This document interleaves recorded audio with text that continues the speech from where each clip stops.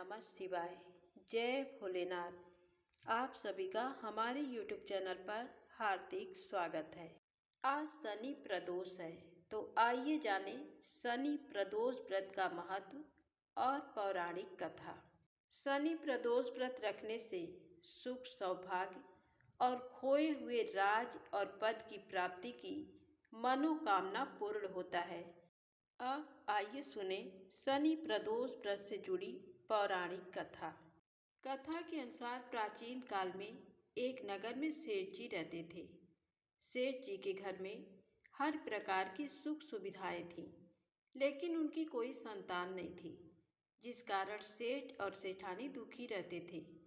कुछ समय बाद सेठ जी ने अपना काम नौकरों को सौंप दिया और खुद सेठानी के साथ तीर्थ यात्रा के लिए चल दिए। अपने नगर से बाहर निकलने पर उन्हें एक साधु महाराज मिले, जो ध्यान मग्न बैठे थे। सेठ और सेठानी साधु के पास बैठ गए। साधु ने जब आंखें खोली तो उन्हें ज्ञात हुआ कि उनके समक्ष कोई काफ़ी समय से आशीर्वाद लेने की प्रतीक्षा में बैठा है। साधु ने सेठ और सेठानी से कहा कि मैं तुम्हारा दुख समझता हूँ। तुम इस दुख से मुक्ति पाने के लिए शनि प्रदोष व्रत करो। तुम्हें इससे संतान सुख अवश्य प्राप्त होगा। फिर साधु ने सेठ सेठानी को प्रदोष व्रत की विधि बताने के साथ साथ शंकर भगवान की वंदना भी बताई। हे रुद्र देव शिव नमस्कार, शिव शंकर जगगुरु नमस्कार। हे नीलकंठ सुर नमस्कार, शशि मौलि चंद्र सुख नमस्कार। हे उमाकांत सुधि नमस्कार, उग्रत्व रूप मन नमस्कार। ईशान ईश प्रभु नमस्कार, विश्वेश्वर प्रभु शिव नमस्कार। सेठ और सेठानी साधु से आशीर्वाद लेकर तीर्थ यात्रा के लिए चल दिए। तीर्थ यात्रा से लौटने के बाद दोनों ने मिलकर शनि प्रदोष व्रत किया, जिसके प्रभाव से उनके घर एक सुंदर पुत्र का जन्म हुआ। तो प्रेम से बोलें शंकर भगवान की जय हो। अब आइए सुनते हैं प्रदोष व्रत में अगली पौराणिक कथा, विदर्भ देश के राजा सत्यरथ की कहानी। विदर्भ नाम के एक नगर में सत्यरथ नामक राजा का राज्य था। वह भगवान शिव का परम भक्त था। एक बार उसके नगर पर उसके शत्रुओं ने आक्रमण किया। राजा सत्यरथ ने अपने शत्रुओं का सामना बहुत दृढ़ता से किया, परंतु वह युद्ध में हार गया। उसके शत्रुओं ने उसे मार डाला। राजा के मारे जाने पर सारी सेना भयभीत होकर तितर बितर हो गई। उस समय विदर्भ नरेश की पत्नी गर्भवती थी। जब रानी को सारी बातें ज्ञात हुई तो अपने प्राणों की रक्षा के लिए उसने रात में ही नगर छोड़ दिया। भगवान शिव का स्मरण करते हुए रानी पूर्व दिशा की ओर चली गई। बहुत दूर जाकर एक सरोवर के निकट एक सघन वट वृक्ष के नीचे अपनी कुटिया बनाकर वह रहने लगी। उसी स्थान पर रानी ने एक दिव्य बालक को जन्म दिया। एक दिन रानी अपने पुत्र को कुटिया में ही लिटाकर सरोवर से जल लेने गई तो वहां उसे एक घड़ियाल ने पकड़ लिया। उधर वह बालक अकेला पड़ा भूख प्यास से व्याकुल होकर जोर जोर से रोने लगा। उस बालक को रोता देखकर भक्त वत्सल दयालु भगवान शिव को उस पर दया आ गई। उन्होंने एक गरीब ब्राह्मणी को प्रेरित करके उस स्थान पर भेजा। वह विधवा ब्राह्मणी उस स्थान पर पहुंची जहां वह बालक रो रहा था। उसको देखकर ब्राह्मणी का दिल द्रवित हो उठा। वह उस बालक के विषय में सोचने लगी कि अब इस बालक का क्या होगा। तभी भगवान शिव स्वयं भिक्षुक का रूप धारण कर वहां पहुंच गए और ब्राह्मणी से बोले, हे ब्राह्मणी, अपने मन में आने वाली शंका दूर करो। इस छोटे से बालक को उठा लो और इसे अपना पुत्र मानकर इसका पालन करो। तब उनके वचन सुनकर वह ब्राह्मणी बोली, ब्राह्मण, मैं तो स्वयं इस बालक को पालने के बारे में ही सोच रही थी, परंतु मेरा मन शंकित था। अब आपने मेरी दुविधा दूर कर दी है। अब मैं अवश्य ही इस बालक की माता बनकर इसे पालूंगी। पर मैं आपसे इतना जानना चाहती हूँ कि आप कौन हैं और कहाँ से आए हैं। ये बालक किसका है और इस सुनसान जंगल में कैसे आ गया है। भिक्षुवर, आपको देखकर मेरा मन बार बार ये कह रहा है कि आप दया और करुणा के सागर भगवान शिव हैं, जो अपने भक्त की रक्षा के लिए यहाँ आए हैं।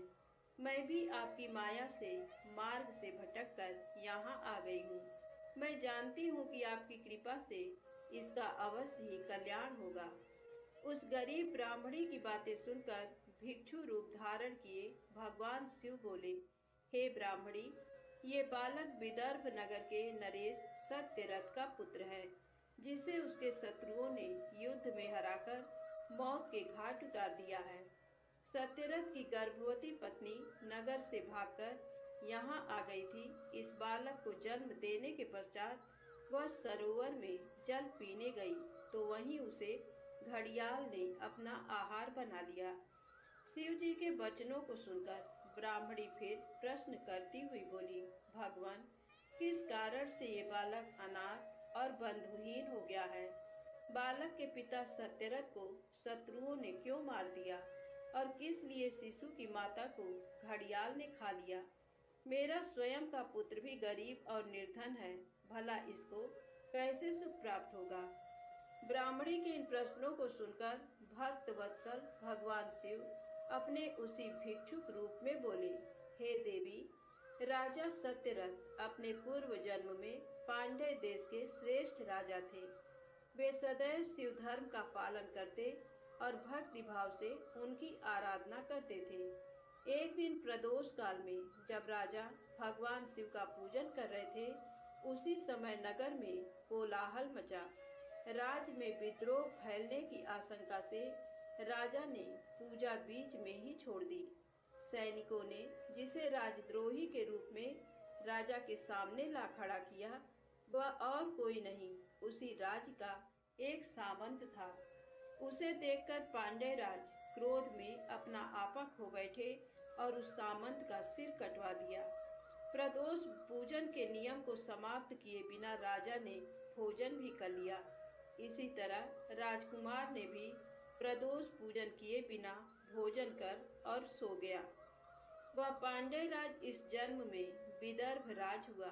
प्रदोष में शिव पूजन को बीच में छोड़ देने की वजह से उसका वध कर दिया गया और पूर्व जन्म का उसका पुत्र इस जन्म में भी उसका पुत्र बनकर जन्मा है। शिव पूजन के बिना खा पीकर सो जाने के कारण ही वह दरिद्रता में घिरा हुआ है। इसकी माता ने भी पूर्व जन्म में छल से अपनी सौतन को मार दिया था, इसलिए उसे भी घड़ियाल ने खा लिया है। तुम्हारा पुत्र पूर्व जन्म में ब्राह्मण था और महादानी था, परंतु इसने कोई यज्ञ कर्म नहीं किए, इसी कारण से इसे भी दरिद्रता का दंड मिला है। इन दोनों पुत्रों के दोषों को दूर करने के लिए तुम भगवान शिव की शरण में जाओ, वे ही तुम सबका कल्याण करेंगे। ब्राह्मणी को सब कुछ बताकर भगवान ने अपना सत्य रूप उन्हें दिखाया।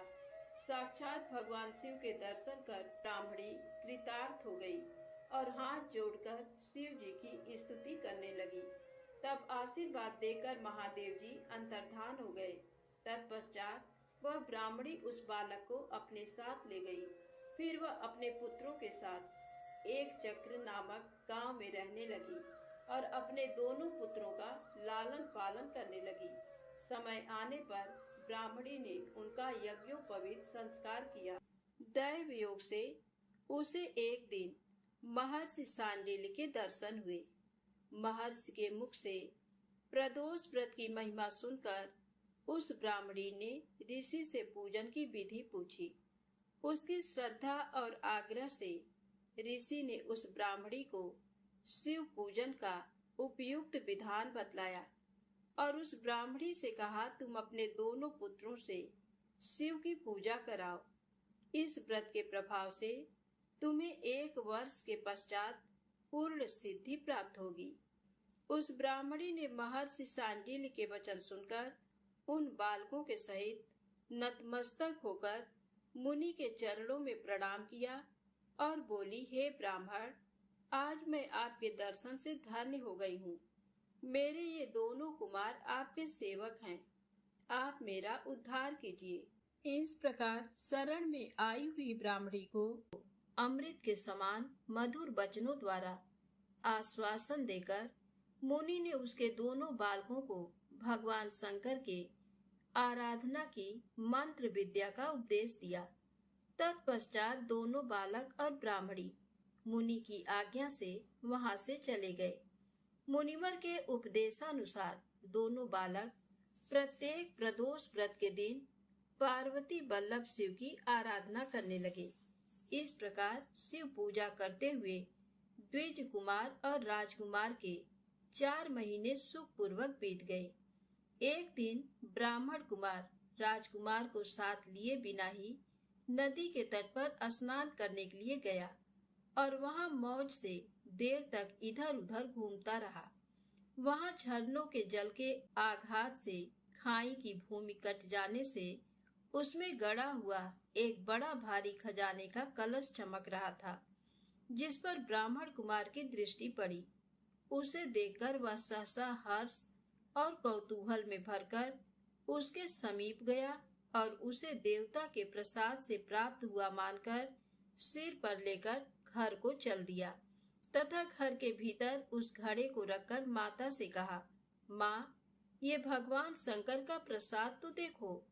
उन्होंने दया करके घड़े के रूप में ये खजाना दिखला दिया।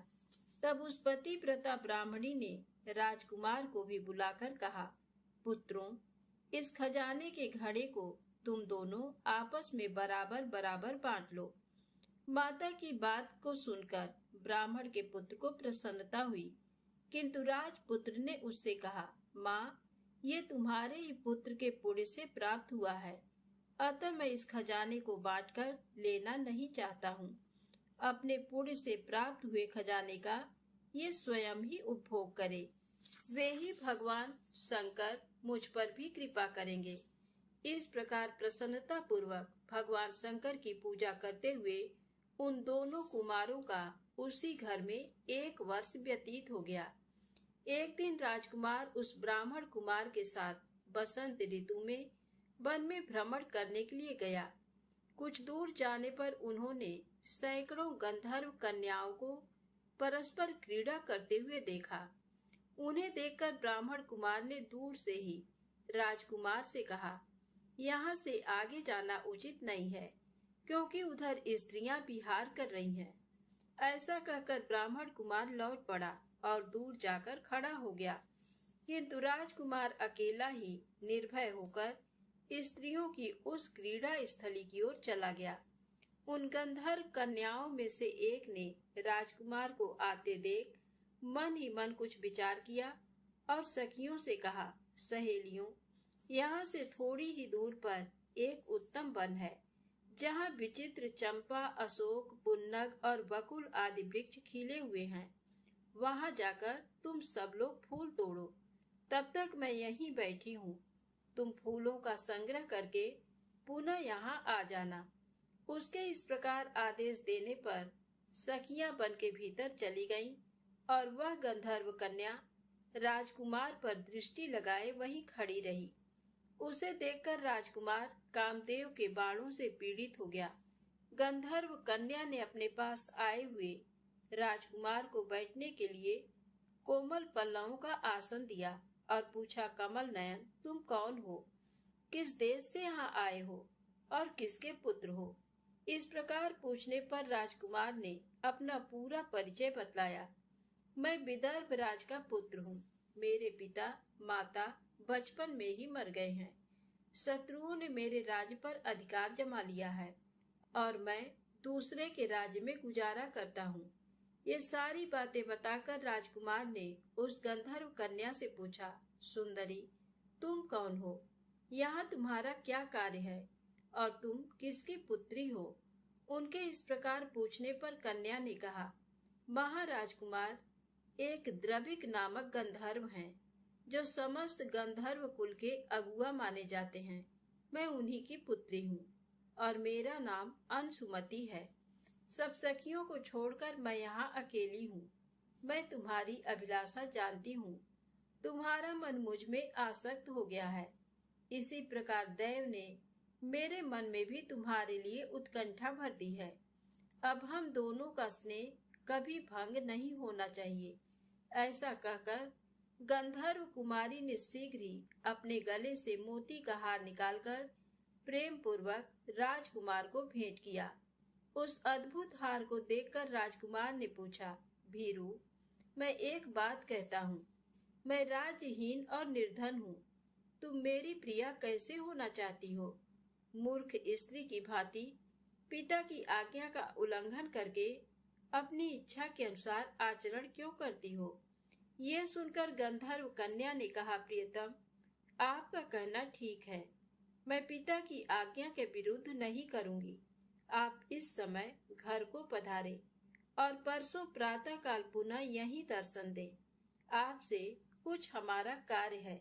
इतना कहकर वह गंधर्व कन्या अपनी सखियों के आ जाने से उनके साथ चली गई और राजकुमार भी हर्षपूर्वक ब्राह्मण कुमार के समीप लौट आया। उसने ब्राह्मण पुत्र से सब बातें बताई और उसके साथ घर को प्रस्थान किया।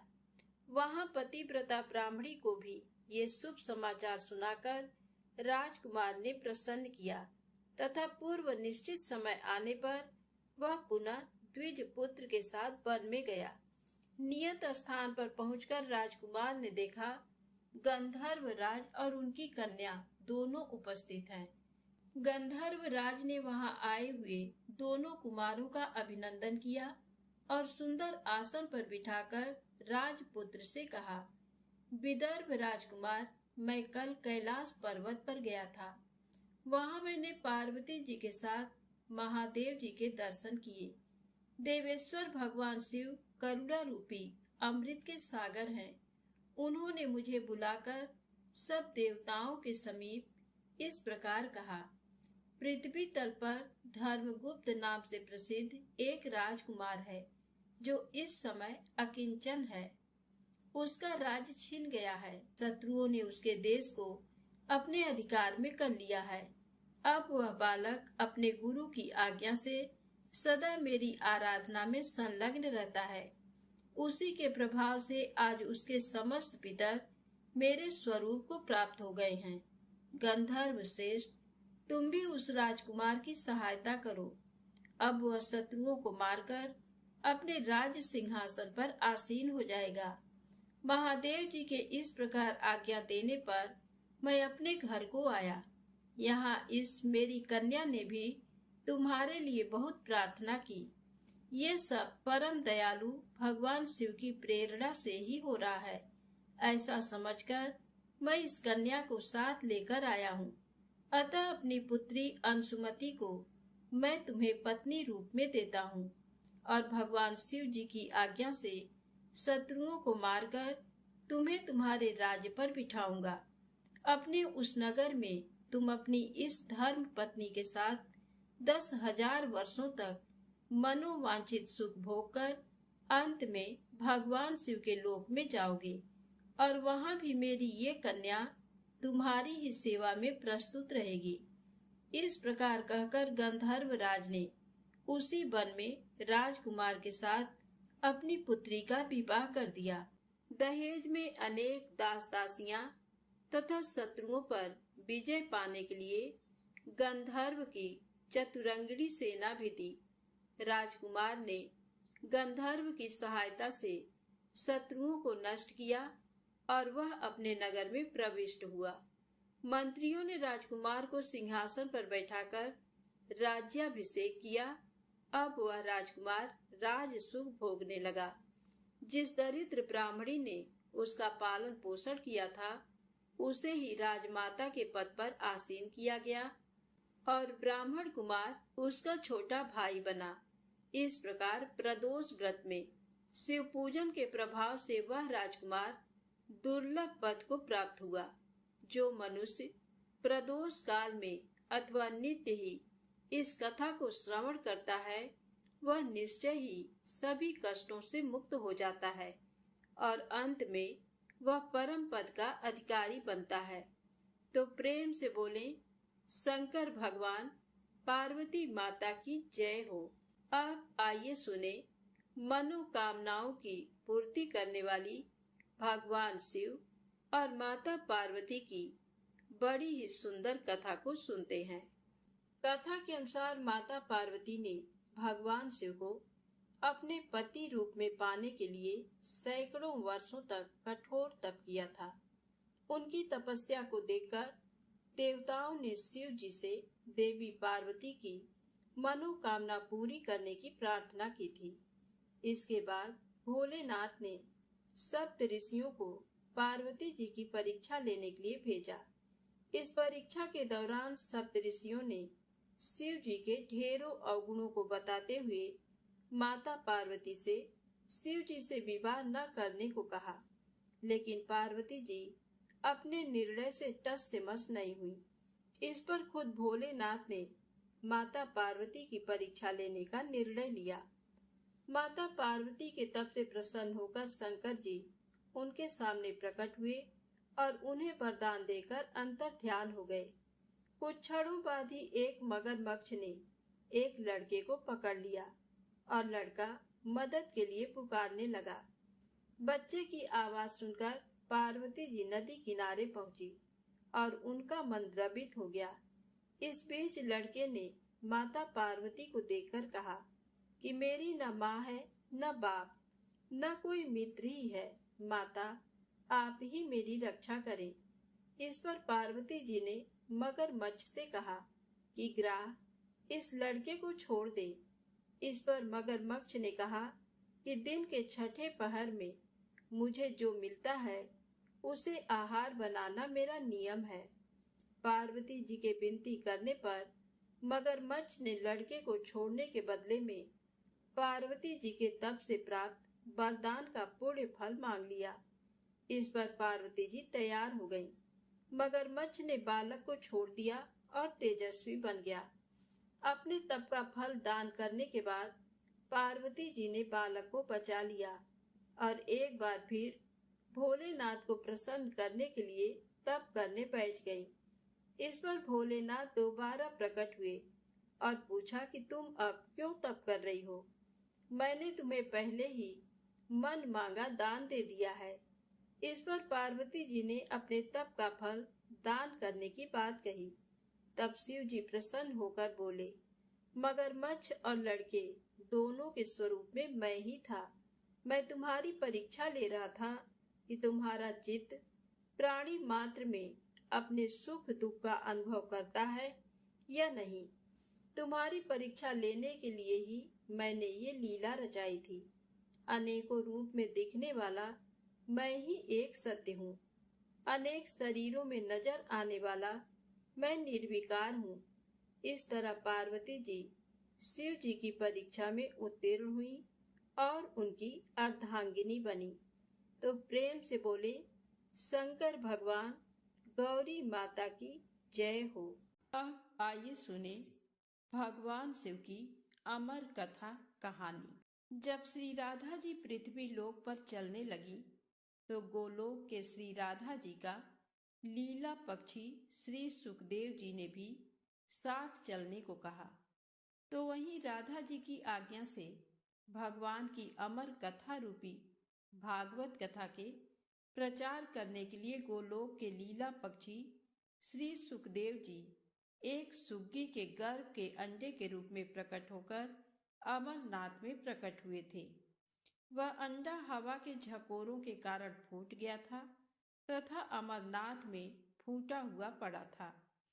इधर एक बार श्री नारद जी घूमते घूमते कैलाश पर्वत पर पहुंचे तो श्री पार्वती जी ने नारद को सत्कार करने के बाद पूछा कि नारद जी, आप कहाँ से आ रहे हैं? तो नारद जी ने कहा कि मैं हर जगह घूमते हुए आ रहा हूँ, परंतु अब घूमना कम कर दिया हूँ क्योंकि लोगों पर विश्वास नहीं है। इसका कारण लोगों में प्रेम एक दूसरे के प्रति नहीं है, केवल दिखावा का प्रेम है, वस्तुतः नहीं। तब पार्वती जी ने कहा कि हे नारद जी, लेकिन हमारे पति भूत भावन शंकर जी में तो बहुत प्रेम है, यानी श्री शंकर जी हमसे बहुत प्रेम करते हैं।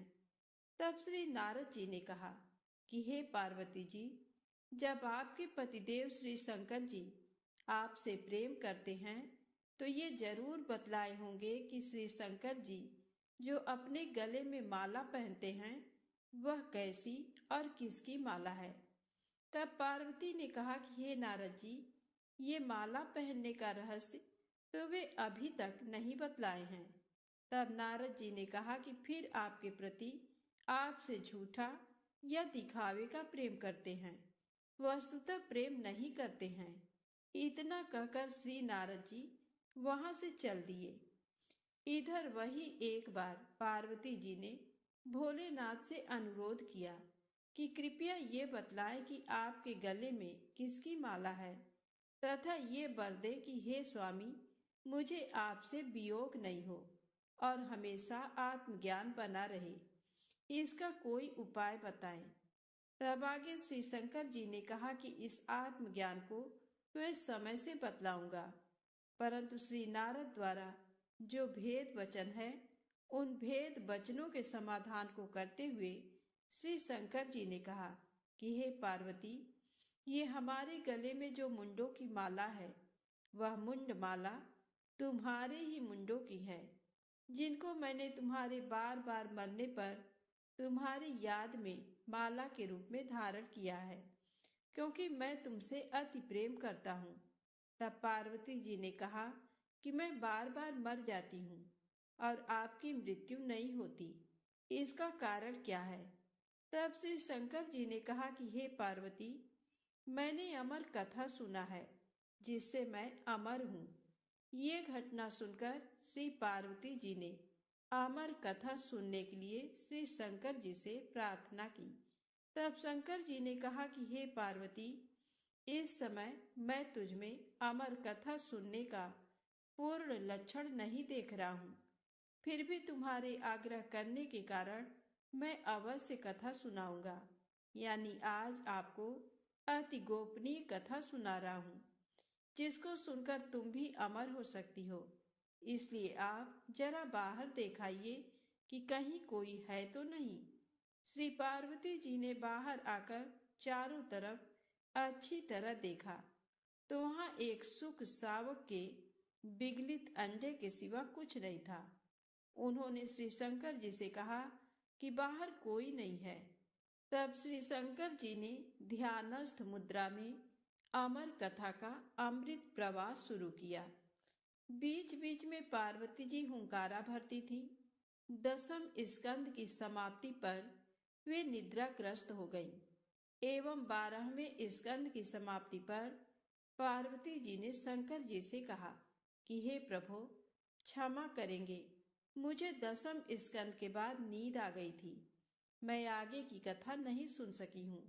अर्थात श्री कृष्ण उद्धव संवाद जो 11वें स्कंद में है उसको मैंने नहीं सुना तथा 12वें स्कंद की कथा भी नहीं सुनी। इधर ये जानने हेतु कि फिर कथा के बीच में हुंकारी कौन भर रहा था, ये जानने के लिए शिवजी बाहर निकले। उन्होंने एक सुंदर सुख सावक को देखा। श्री शंकर जी ने पार्वती जी से पूछा, आखिर ये सुख सावक कहाँ से आ गया। पार्वती जी ने विनीत वाणी में कहा कि ये तो विगलित अंडे के रूप में पड़ा था, श्री भागवत कथा रूपी अमृत पान से जीवित हो गया। इस प्रकार अमर कथा की गोपनीयता भंग होने से शंकर जी सुख सावक को पकड़ने के लिए झपटे। सुख सावक उड़ गया और उड़ते उड़ते भय से श्री बद्रिकाश्रम के निकट स्थित व्यास आश्रम पर श्री व्यास जी की पत्नी पिंगला के मुख में प्रवेश कर गया। फिर शंकर जी ने श्री व्यास जी द्वारा सांत्वना प्राप्त कर वापस अपने आश्रम पर लौट गए। इधर श्री सुखदेव जी 16 वर्षों तक पिंगला के गर्भ में रहे। अंततो गत्वा श्री व्यास जी के अनुरोध करने पर सुखदेव जी ने अपना भय बताया। उन्होंने गर्भ के भीतर से कहा कि उन्हें बाहर आने पर माया से ग्रसित होने का भय है। यदि भगवान श्री कृष्ण द्वारा माया से ग्रसित नहीं होने का आश्वासन मिले तभी वे बाहर आएंगे। व्यास जी के अनुरोध से भगवान श्री कृष्ण ने सुखदेव जी को माया से ग्रसित नहीं होने का आश्वासन दिया। तब सुखदेव जी गर्भ से बाहर आए और जन्म लेते ही जंगल में तपस्या करने चल पड़े तथा पुनः सुखदेव जी, जो अपने पिता व्यास जी के बुलाने पर भी नहीं आए, लेकिन व्यास जी के ब्रह्मचारी शिष्यों द्वारा गाए जाते हुए श्री भागवत जी के मंत्रों से अपनी समाधि को तोड़ दिया तथा इस श्लोक को सुनकर उन श्री व्यास जी के शिष्यों के पीछे पीछे चल दिए। इस घटना का मुख्य कारण भागवत कथा ही है। प्रेम से बोले शंकर भगवान की जय हो, गौरी माता की जय हो।